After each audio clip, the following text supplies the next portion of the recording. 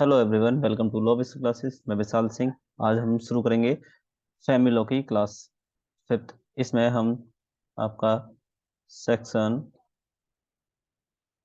13A से हम start करेंगे और फिर देखते हैं कहाँ तक जाएगा।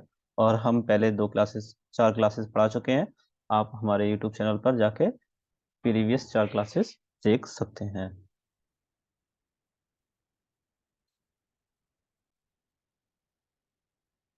Now we start section 13A।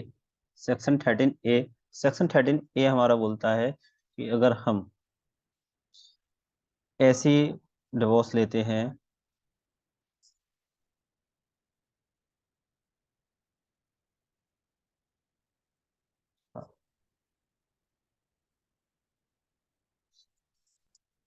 तो बेसिकली आपका सेक्शन 13A बोलता है alternate relief in A divorce proceeding. Means ऐसी प्रोसीडिंग्स, ऐसी डिवोर्स प्ले आप लगा रही हैं जिसमें क्या है, आप जुडिशियल सेपरेशन से बच जाएं या फिर आपके लिए जुडिशियल सेपरेशन कोर्ट आपको ऑर्डर ना करे।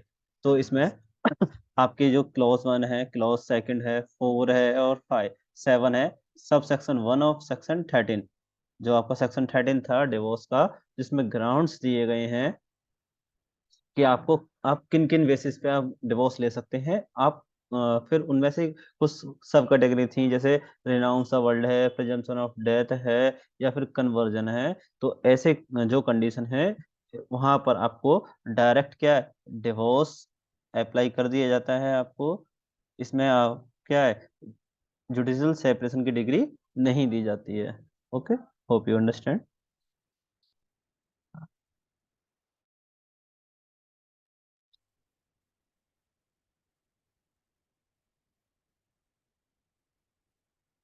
तो हमारा नेक्स्ट सेक्शन आता है section 13B। Section 13B basically बोलता है म्यूचुअल कंसेंट। डिवोर्स मतलब डिवोर्स, म्यूचुअल कंसेंट मतलब हस्बैंड वाइफ दोनों राजी हैं, उन्हें लगता है कि हाँ हम दोनों एक साथ नहीं रह सकते हैं। तो वो उस बिहाफ पर अ, यानी जो प्रोसेस है, जो टाइम ड्यूरेशन लगता है उसको कम करने के लिए अ, आपस में मिलजुल कर वो क्या करते हैं, म्यूचुअली डिवोर्स ले लेते हैं। तो सॉरी, सेक्शन 13B बोलता है on the grounds of that they have been living separately for a period of 1 year और more, that they have not been able to live together and that they have mutually agreed that the marriage should be dissolved। Means आपका ये point बोलता है कि हाँ, आप mutual consent ले रहे हैं, तो आपको क्या है, बेसिकली 1 साल का टाइम आप सेपरेट रहना चाहिए। दोनों हस्बैंड वाइफ सेपरेट रहने चाहिए और म्यूचुअली एग्रीड हो कि हाँ दोनों को डिवोर्स लेना है, और वो खुद एक ऐसे माइंड सेट पर पहुंच चुके हैं कि हाँ अब हम एक साथ नहीं रह सकते। On the motion of both the parties made no earlier than 6 months after the date of presentation of petition referred in subsection 1। यानी जो इस पॉइंट में दिया है, 1 साल का टाइम होना चाहिए। जब आप 1 साल का टाइम हो जाता है, उसके बाद अगर आप अ, फिर से आप क्या करते हैं, पिटिशन डालते हैं 1 साल के बाद। हाँ, आप 1 साल से अलग रह रहे हैं, फिर उसके बाद आप पिटिशन डालते हैं। फिर 6 मंथ का टाइम और दिया जाता है कि हाँ आप और समझ लीजिए, देख लीजिए, जिससे क्या है, आप अपनी शादी को बचा सकें। अगर नहीं हो रहा है, कोई अदर आइदर पार्टी का ऑब्जेक्शन नहीं उठा रही, ना हस्बैंड ना वाइफ, तो उस कंडीशन में डिवोर्स कोर्ट क्या करता है, डिवोर्स फाइनल कर देता है। And not later 18 month of after the said date if the petition is not withdrawn the mean time। यानी 6 मंथ से पहले और 18 मंथ, अगर आप 6 मंथ से पहले चले जाते हैं, या फिर ज्यादा से ज्यादा 18 मंथ, 18 मंथ का टाइम मिलता है। सपोज ऐसे समझिए, जैसे आज डेट है 7 है 7/2022, ये डेट है। और आप 1 साल से क्या रह रहे हैं, सेपरेट रह रहे हैं, ठीक है ना। सपोज आप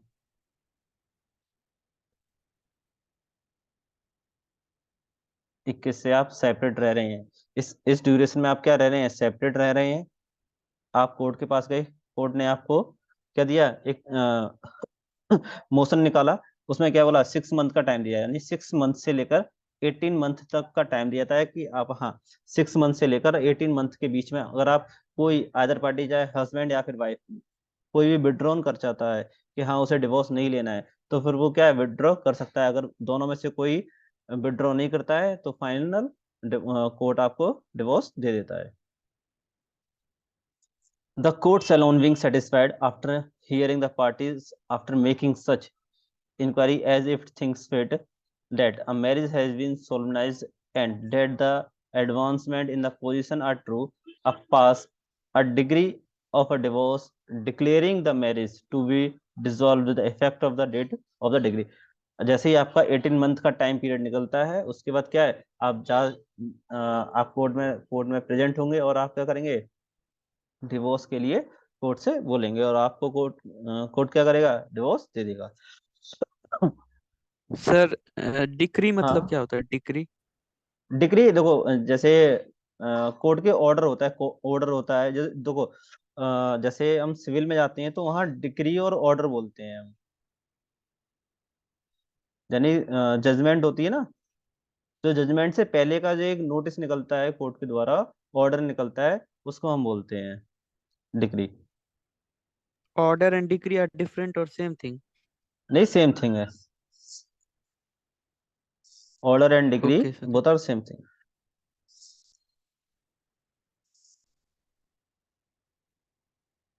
फिर आता है आपका सेक्शन 14। सेक्शन 14 बोलता है नो पिटिशन,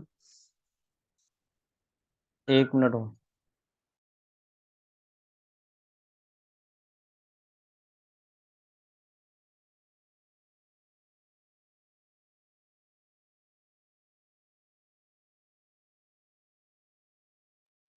हाँ, फिर आता है सेक्शन 14 आपका। सेक्शन 14 बोलता है no petition for divorce to be presented within 1 year of a marriage. यानी अगर आपकी शादी को 1 साल नहीं हुआ है और आप क्या चाहते हैं कि हाँ हमारे डिवोर्स हो जाए, नहीं, ऐसा नहीं हो सकता है। आपकी शादी का ड्यूरेशन 1 साल हो जाए, उसके बाद आप कोर्ट में अप्लाई कर सकते हैं कि हाँ हम डिवोर्स के लिए आप एलिजिबल होते हैं, कि हाँ आप डिवोर्स ले सकते हैं। हाँ, हर चीज में एक्सेप्शन होता है, इसमें भी एक्सेप्शन है। इसमें एक्सेप्शन ये है कि only hardship, depravity to the petitioner, यानी क्रुएल्टी हो, मेंटल फिजिकल, यानी ऐसी जो अदर हस्बैंड वाइफ क्या नहीं सहन नहीं कर सके, इस कंडीशन में आप क्या कर सकते हैं, डिवोर्स के शादी के 1 साल के अंदर आप डिवोर्स के लिए पिटिशन फाइल कर सकते हैं, अन्यथा आप नहीं कर पाएंगे। सेक्शन 15 बोलता है divorced person when may marry again. तो डिवोर्स पर्सन कब शादी कर सकता है, तो जब तक आपका अपील का टाइम खत्म नहीं हो जाता है। जब तक अगर आपका अपील का टाइम खत्म नहीं हो जाता तब तक आप क्या नहीं कर सकते, दूसरी शादी नहीं कर सकते। When a marriage has been dissolved by a decree of a divorce and either there is no right of appeal against the decree, और if there is such a right of appeal, the time of appealing has expired without an appeal having been presented, or any appeal has been presented but has been dismissed, it shall be lawful for either party to the marriage marry again। Means section 15 आपका ये बोलता है कि जो आपका जिसकी divorce मिल चुकी है, अब डिवोर्स के बाद मिल चुकी है, तो दूसरा जो अदर पार्टी है वो शादी कब कर सकता है, तो शादी तभी कर सकता है जब उसका अपील का टाइम खत्म हो जाता है। अब सपोज ऐसा समझो कि ए है और बी है, ये इनका क्या हो गया, डिवोर्स हो गया। अब इनका डिवोर्स हो गया, सपोज ए डिवोर्स हो गया ए बी का, अब क्या है, बी क्या करता है, दूसरी शादी के लिए अब ये डिवोर्स हो गया तो दोनों शादी के लिए क्या है, एलिजिबल हो गई, क्योंकि इनका स्पाउस क्या है, लिविंग नहीं है, मतलब इस कंडीशन में नहीं है कि हाँ इन पर बाइगेमी आएगी। अब सपोज ए ने सी से शादी कर लेता है, बी सी से शादी कर लेता है, इसने इससे शादी कर ली। अब सपोज ए अपील में चला गया, अब सपोज यहाँ इनको डिवोर्स मिली थी डिस्ट्रिक्ट कोर्ट से, डिस्ट्रिक्ट कोर्ट से डिवोर्स मिली, ये हाई कोर्ट में अपील कर दी। अब सपोज जो इनके डिवोर्स की प्ली थी, अगर ये क्या करता है, हाई कोर्ट इसको नल एंड वॉइड कर देता है कि हाँ तुम्हारे डिवोर्स हुई नहीं है, अगर ऐसी कंडीशन आ जाती है तो जो इन दोनों की शादी हुई थी वैलिड, ये क्या हो जाएगी, वॉइड हो जाएगी, और ये क्या किस में आ जाएगा, ये बाईगेमी में आ जाएगा। तो इसलिए जब तक अपील का टाइम नहीं निकल जाता है, अदर हस्बैंड वाइफ क्या नहीं कर सकते, दूसरी शादी नहीं कर सकते। सर बाइगेमी में अगर कोई कोई अगर इंसान किसी दूसरी लड़की से शादी करता है तो क्या वो लड़की भी जिम्मेदार है इसकी, मतलब अगर उसको पता है तो भी? हाँ, अगर उसको पता है, अगर उसको धोखे में रखा गया है तो फिर नहीं है। तो जिसने बाईगेमी नहीं, देखो, उसकी उसके अगर उसे पता ही नहीं है कि हाँ कि उसकी शादी हुई है या नहीं है, तो उस कंडीशन में पता करेंगे ना। अगर उसको पता ही नहीं, उसको पता अगर वो सोच रही है कि हाँ मेरी तो पहली शादी है, उसकी जो पहली शादी है ना, अब जो कर रहा है जो दूसरी शादी उसे पता है सिर्फ, और वो उसे छुपा के कर रहा है, अगर पता भी है तो बाईगेमी कौन रहा है, बाईगेमी कर कौन रहा है, जो शादी कर रहा है दूसरी। वो तो अपनी पहली शादी हुई ना उसकी। सपोज ए है और बी है, ये हैप्पीली मैरिड है।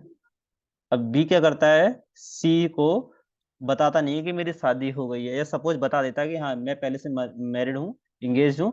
वो फिर भी क्या है, सी से शादी कर लेता है। अब सपोज अब अब शादी कर कौन रहा है, बाईगेमी, बाईगेमी बी कर रहा है ना।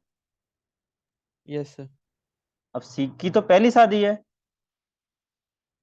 तो बाईगेमी कर हाँ। कौन रहा है, बी। अब जो क्राइम कर रहा है वो सजा उसी को मिलेगी ना, किसी और की सजा, क्राइम की सजा दूसरे को तो हम दे नहीं सकते। ओके। हाँ।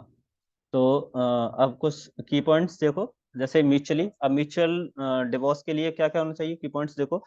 Living separately for more than 1 year, 1 साल से ज्यादा आप अलग रह रहे हो, mutually agree to take divorce.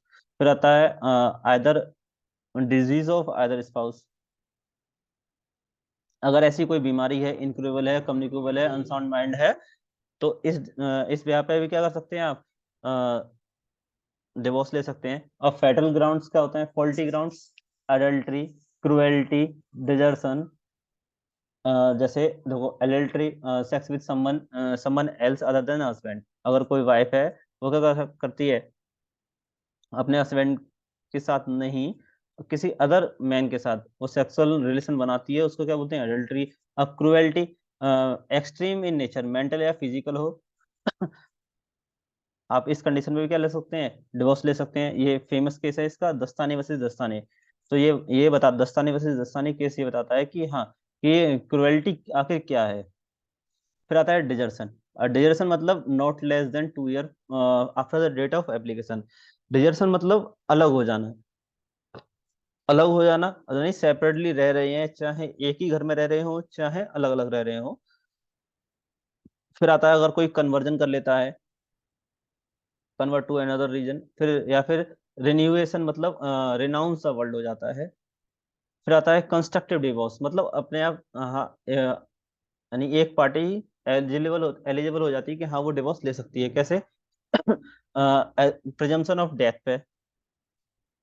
फिर आता है grounds for wife only only to file divorce, यानी ऐसे ग्राउंड्स जो सिर्फ वाइफ के पास हैं, वो हस्बैंड से क्या कर सकती है, डिवोर्स ले सकती है। अगर हस्बैंड क्या करता है, बाईगेमी करता है, रेप, सोडोमी, बेस्टिलिटी बाई हस्बैंड, अगर ऐसे ये क्राइम है, रेप हो गया, सोडोमी हो गया, बेस्टिलिटी हो गया, इन क्राइम में अगर हस्बैंड पनिशेबल है, पनिशमेंट है इम्प्रिजमेंट, यानी उसको सेंटेंस मिल चुका है, तो इस कंडीशन में भी क्या है, डिवोर्स ले सकता है, ले सकती वाइफ। और नेक्स्ट है आपका नो कोहेबिटेशन फॉर 1 ईयर, अगर हस्बैंड व वाइफ के बीच में यार 1 साल हो गया, 1 साल से ज्यादा हो गया, उन दोनों के बीच में कोई कोहेबिटेशन नहीं हो रहा है, उस ग्राउंड पे भी क्या है, वाइफ वाइफ हस्बैंड से डिवोर्स ले सकती है। Marriage girl before 15 years and she is filed divorce after attaining 18 years, अगर किसी माइनर गर्ल की शादी हो जाती है, तो जैसे ही वो मेजर हो जाएगी उसके बाद उसको 1 साल का टाइम मिलता है, वो डिवोर्स के लिए पिटीशन फाइल कर सकती है।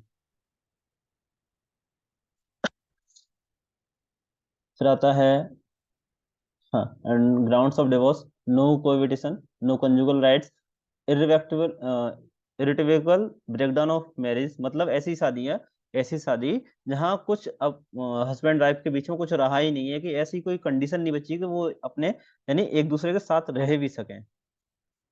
Living separately for 1 year after judicial judicial separation order, यानी अगर आपका जुडिशियल सेपरेशन का टाइम निकल चुका है, उसके बाद भी अगर वो 1 साल तक क्या रहते हैं, वो सेपरेट रहते हैं, तो उस कंडीशन में भी क्या है, डिवोर्स मिल जाएगी।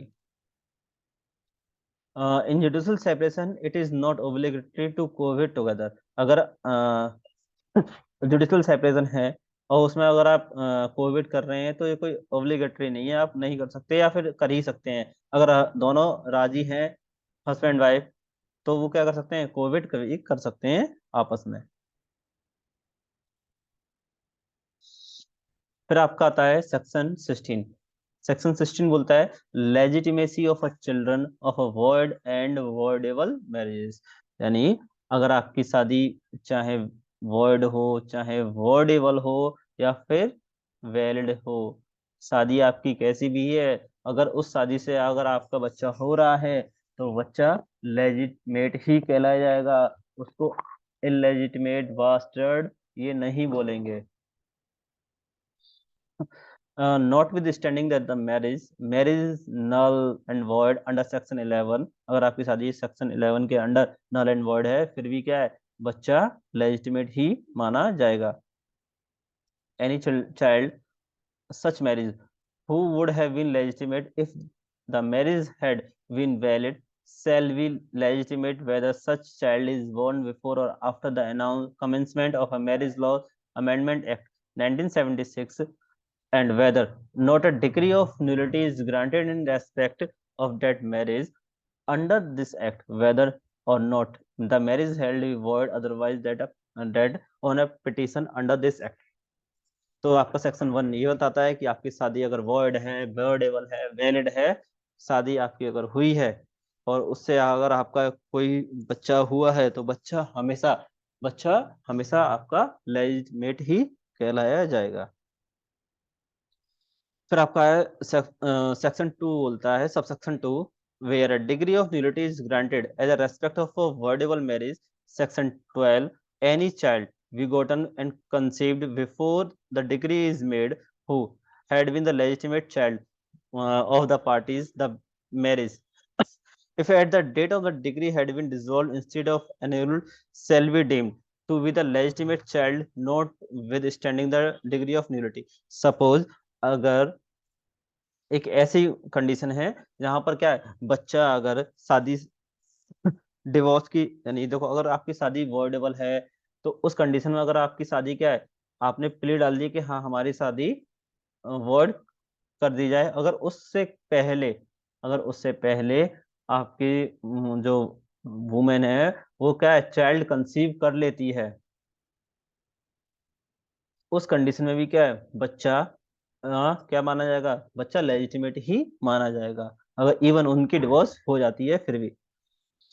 फिर आता है क्लॉज 3 बोलता है nothing content in section 1 and subsection 2 shall be construed as conferring upon any child or of a marriage which is null and void, which is annulled by a degree of nullity under section 12, any right in or to the property of a person other than the parents in any case where but the but for the passing of this act such child would have been incapable of possessing or acquiring any such rights as a reason he his not being a legitimate child of his parent।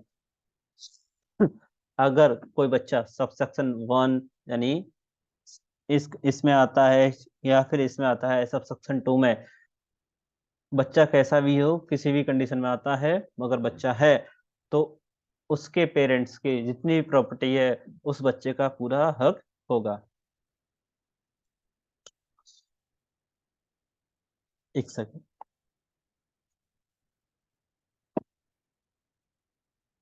हाँ, sir आपका आता है section 17 बोलता है punishment of bigamy. अब punishment एक तो आपकी यहाँ है, सेक्शन 17 में दी है, और कहाँ दी है, आपकी आईपीसी में दी है। आईपीसी में आपकी सेक्शन 494 में आपकी डेफिनेशन दी है कि बाइगेमी क्या है, और 495 में आपको पनिशमेंट दी गई है। तो पनिशमेंट ऑफ बाइगेमी क्या है, any marriage between two Hindu solemnized after the commencement of this act void if at the date of the such marriage either party had a husband or wife living, the provision of section 494 and 495, ठीक है ना, shall be punished accordingly. Means देखो, अब punishment bigamy की कब मिलेगी? अगर जो बाइगेमी करी है, यानी जो दूसरी शादी करी है, मगर वो शादी कब करी है? जब से एचएमए आया है। एचएमए आने के बाद यहां पर क्या लिखा है? सिर्फ यहां लिखा है आफ्टर। वैसे क्या लिखा होता है? बिफोर और आफ्टर। यहाँ सिर्फ आफ्टर लिखा है।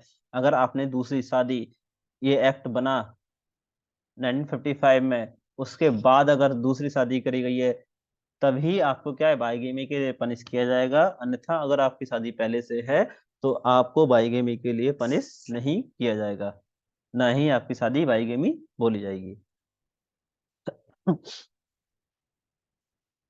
फिर आपका आता है सेक्शन 25।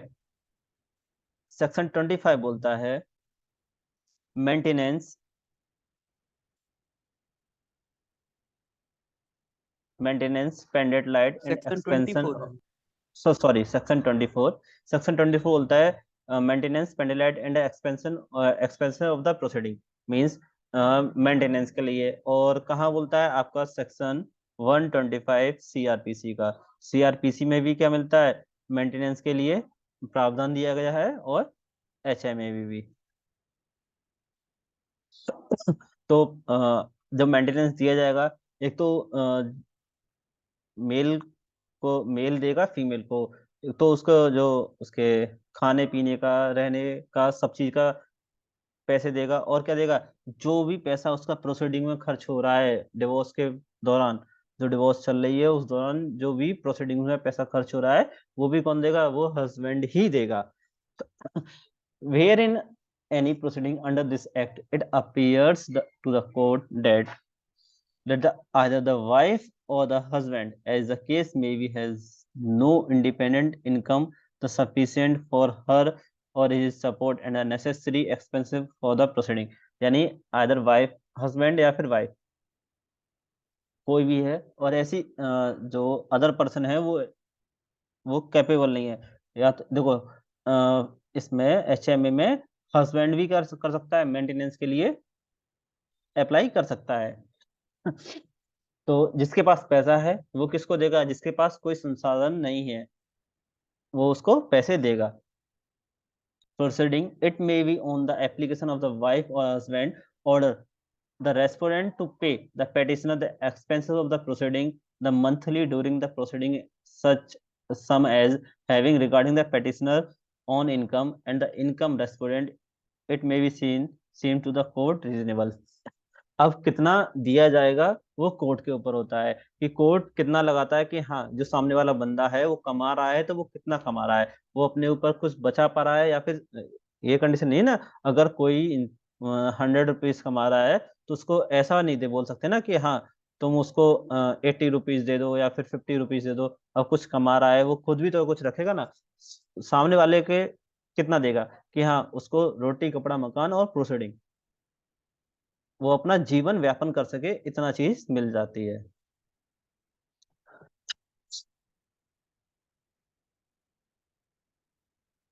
फिर आपका आता है सेक्शन 25। सेक्शन 25 बोलता है permanent alimony in the maintenance. अब देखो, सेक्शन 24 क्या बोलता है? जब तक आपकी प्रोसीडिंग चल रही है, जब तक आपकी प्रोसीडिंग चल रही है, तब तक आपको क्या है, सेक्शन 24 के अकॉर्डिंग मेंटेनेंस मिलेगा। और आपकी जैसे डिवोर्स हो जाती है फिर आपको क्या मिलेगा?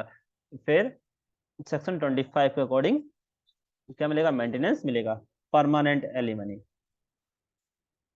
एनी कोर्ट मेंटेनेंस एक्सरसाइजिंग जो, कब तक मिलता है? जब तक इंसान या तो दूसरी शादी नहीं कर लेता, जो अदर पार्टी है, जब तक अगर दूसरी शादी नहीं कर लेता, या फिर वो एक्सपायर नहीं हो जाता, या फिर वो कैपेबल नहीं हो जाता अपनी अर्निंग के लिए। अगर वो ऐसी ओके। कंडीशन में है कि अपेयर नहीं हो पा रहा है, कैपेबल नहीं है कि वो कुछ कमा ले, उस कंडीशन में उसको जब तक वो इंसान जिएगा तब तक उसको मेंटेनेंस देना पड़ेगा।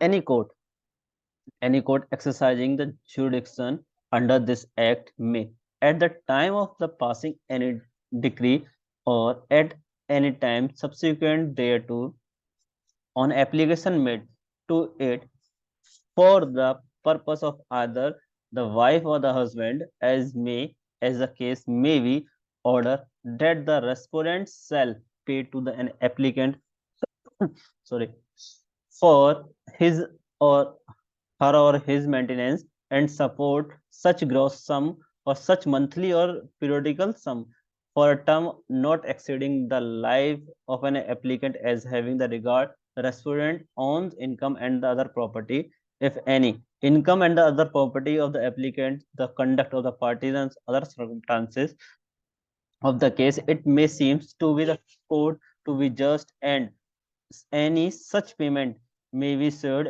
if necessary by the charge of immovable property or the respondent. या तो अब परमानेंट एलिमनी मीन्स क्या है, आपको क्वार्टरली दे सकता है, ईयरली दे सकते हैं, या फिर मंथली, या फिर क्या है एक ही अमाउंट, यानी एक अच्छा खासा कोई अमाउंट एक ही बार में दे दिया कि उसको क्या है बार बार ना देना पड़े, या फिर कोई ऐसी मूवेबल या फिर इमूवेबल प्रॉपर्टी, सॉरी इमूवेबल नहीं, इमूवेबल प्रॉपर्टी दे दी जाती है, जिससे क्या है उसके जैसे कोई मकान है, मकान दे दिया, उसके किराए से क्या है वो अपना गुजारा कर सके, कोई शॉप है वो दे दी, तो ऐसी कंडीशन मतलब वो अपना क्या कर सके, वो अपना जीवन व्यापन कर सके, जो अदर पार्टी है, चाहे हस्बैंड हो चाहे वाइफ हो। और वो क्या रहता है परमानेंट एलिमनी, जब तक वो इंसान जिएगा तब तक उसको क्या मिलेगी, मेंटेनेंस देगा। जो भी पार्टी है वो क्या है, वो कैपेबल है, वो पैसा है उसके पास, वो इनकम है, उसके सोर्स ऑफ इनकम है, वो इंसान क्या देगा, जिसके पास सोर्स ऑफ इनकम नहीं है वो उसको पैसा देगा। फिर आपका आता है इफ अ कोर्ट, क्लॉज 2 बोलता है if the court is satisfied that there is a change in the circumstances of other party at any time after it has made an order, subsection 1, it may at the instant of other party vary, modify and rescind any such order in a such manner the court may deemed just, means, तो clause 2 ये बोलता है suppose जब उसकी divorce हुई थी, तो husband था, सपोज हस्बैंड को एलिमनी मिल रही है, वाइफ दे रही है हस्बैंड को, हस्बैंड को दे रही है एलिमनी, उस कंडीशन पे अब क्या होता है 6 महीने बाद इसकी क्या जॉब लग जाती है, तो वाइफ क्या करेगी, वाइफ कोर्ट में जाएगी और कोर्ट से बोलेगी मेरे हस्बैंड जो मेरे एक्स हस्बैंड थे उनकी क्या है जॉब लग चुकी है, तो मैं उन्हें एलिमनी नहीं देंगी। और ये क्या करेगी, ये जो इसके खिलाफ क्या कर देगी, सबूत करेगी देगी, वाइफ सबूत देगी एक्स वाइफ कि हाँ देखो ये यहाँ जॉब करता है, ये इसकी पे स्लिप है, यानी जितने भी कोई सबूत हो सकता है, इससे पता चले कि हाँ ये इंसान क्या कर रहा है, ये जॉब कर रहा है, तो उस कंडीशन में क्या कर सकते हैं कोर्ट, जो मेंटेनेंस जाता है उसको बंद कर सकती है, या फिर वो कुछ पैसे कमा रहा है तो उसको कम कर सकती है।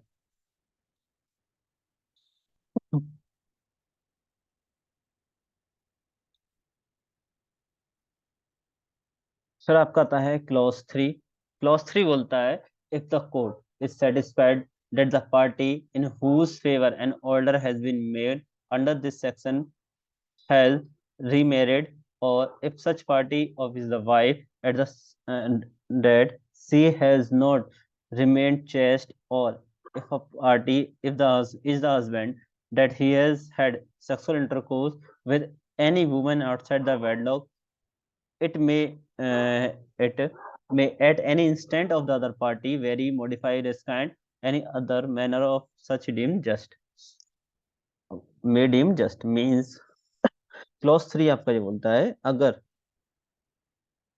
जो पार्टी है, मतलब अदर पार्टी अगर सपोज वाइफ है या फिर हस्बैंड है, ये यहाँ तक अगर वो जब तक दूसरी शादी नहीं कर लेता है,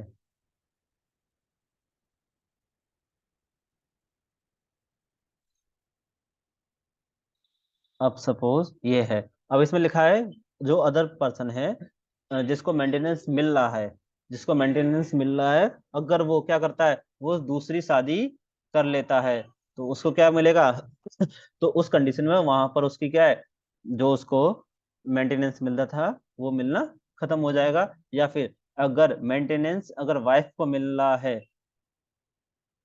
तो उस कंडीशन में, if the if such party is wife, is that she has not remain chaste, अगर वो चेस्ट नहीं रही है, अगर वो क्या है, सपोज उसकी डिवोर्स हो गया है, उसके बाद वो क्या करती है, किसी अदर पर्सन से क्या करती है, वो सेक्सुअली कनेक्ट रहती है किसी अदर पर्सन से, उस कंडीशन में भी क्या है उसको मेंटेनेंस नहीं दिया जाएगा, या फिर वो रीमैरिड हो जाती है, या फिर वो कैपेबल ऑफ अर्निंग हो जाती है, उस कंडीशन में क्या दिया जाएगा उसको, मेंटेनेंस नहीं मिलेगा बाद में। अब ये कंडीशन आता है आपका,